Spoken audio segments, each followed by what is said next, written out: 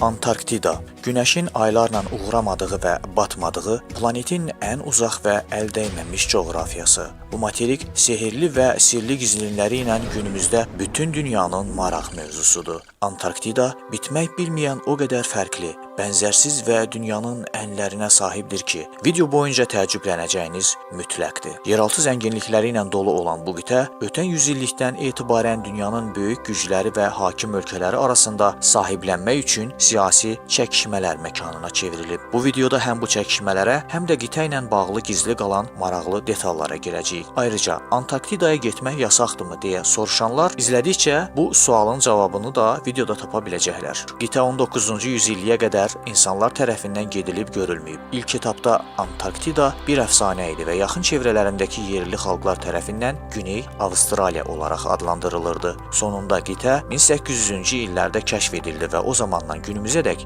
bir sıra sirləri içində daşıyır. Qitənin kəşfi onun forması ilə bağlı beyinlərdə qəlibləşmiş əzbərlərin də pozulmasına gətirib çıxartdı. Belə ki, Ağ qitə Piri rəisin xəritəsində fərqli quruluşlu formada təqdim edilmişdi. Xəritə dili ilə desək, indiki Argentinanın konfigurasiyaya uğramasının, yəni uzantısının sonucudur. Məsələn, 90 dərəcəlik bir fərqlə baxarsaq.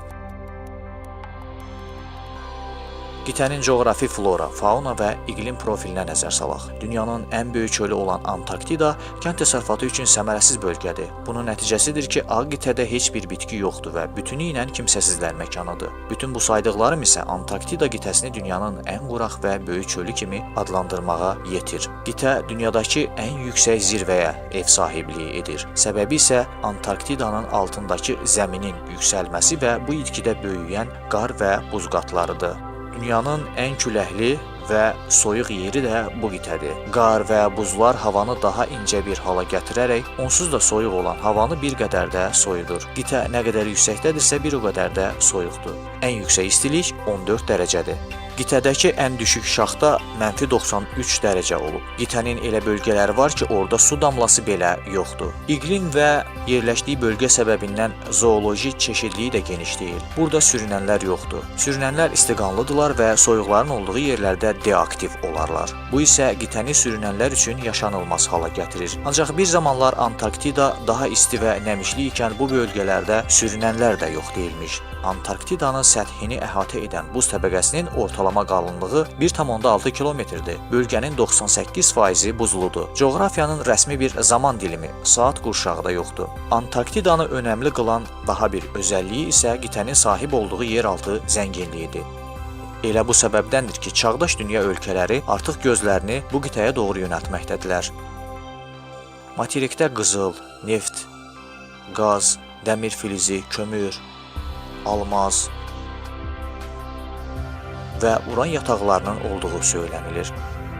Qitənin hansı ölkəyə mənsubluğu haqqında tartışmalar get-gedə dərinləşmiş hal alır. Amerika, İngiltərə, Çili, Argentina, nasist Almaniyası, Norveç və Fransa bura üçün haqq tələb ediblər. 21-ci yüzil Antarktidadakı yeraltı qaynaqlar uğrunda dirənc əsri olacaq desək, yanılmarıq bəlkə də. Bu azmış kimi. Dünyadakı şirin suyun %80-nin var olduğu, tərkibindəki dəmir oksidli qırmızı rəngli şəlaləsi ilə insanları təəccübə boğan bu ağ və buzlu qitə 21-ci yüzillikdə yaşasaq da hələ də dünyanın sehirli və tam kəşf edilməyən bir quru parçasıdır. Materikin bəzi bölgələrinə 2 milyon ildir nə qar, nə də yağmur yağır. Bu isə hər tərəfdən əski yüzillərdən qalan qar və buzla çevrələnən qitənin başqa bir özəlliyidir. Ağ qitə haqqında az insanın bildiyi çox şeylər var ki, onlara ancaq ötən yüzillikdə cavab tapıla bilinib. Antarktida Amerika tərəfindən savaşlardan uzaq çöl, barış bölgəsi olaraq qəbul edilib. Daha çox elmi çalışmalara ev sahibliyi edir.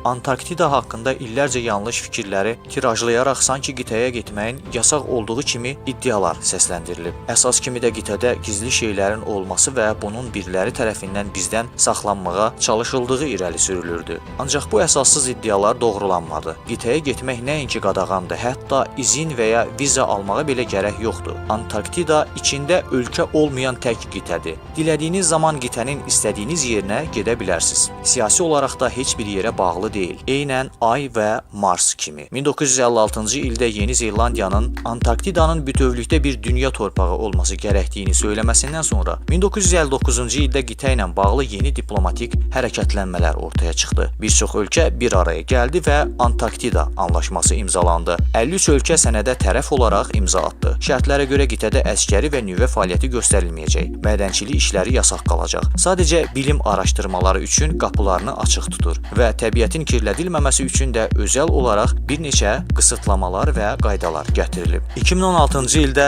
Nature.com saytında yayımlanan ISME-nin bir araşdırmasına görə dünyadakı viruslu həyatın olmadığı ilk və tək yer bu qitədir. Qitə ilə bağlı bir maraqlı faktı da söyləyim ki, dünyada ən çox maraq edilən kitablardan olan Enokun Sirlər kitabında bu sirli qitə haqqında dərin ayrıntılara yer verilir. Məsələn, tələyə düşmüş mələklərdən yer kürəsinin əslində hərəkətsiz olması, fırlanmadığı detallarına qədər. Maraq edənlər tapıb oxuya bilərlər. Mövzunun sonlarına gələrsək, Antarktidada bilim adamları və digər adaya yerləşənlər üçün xəstəxana, məktəb, otel, poçt, internet, telekanal və mobil telefon istifadəsi və Çili adlı qəsəbə salınıb. Ən azı 7 kilsə və tək bankomatın var olduğu A qitənin sahib olduğu internet domeni də var. AG. Bu qitədə dünyanın ən təmiz dənizi yerləşir. Weddell dənizi. Qəribə olsa da qitədə atom elektrik stansiyası fəaliyyət göstərir. Amerikaya məxsus Mark Merdo AES-i 1962-ci ildə işə salınıb. Ada 4000 nəfərə ev sahibliyi edir.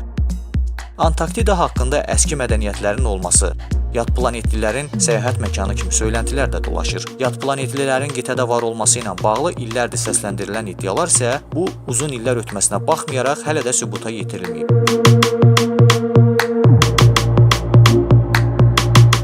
Belə, dostlar, Antarktida dediyimiz belə bir qitədir. Ümid edirəm ki, çeşidli qaynaqlardan topladığım bilgilər beyninizdə getməsəniz belə necə bir yer olması haqqında yetərincə fikir formalaşdıra bildi. Bu saydıqlarım məndə Antarktidanın dünya içərisində dünya olduğu anlamını yaradır. Bənzərsiz və planetimizin o biri ucunda gözlərdən uzaq, qalın qarların altında daha nə kimi qəribəliklərin kəşf ediləcəyini isə maraq edirəm.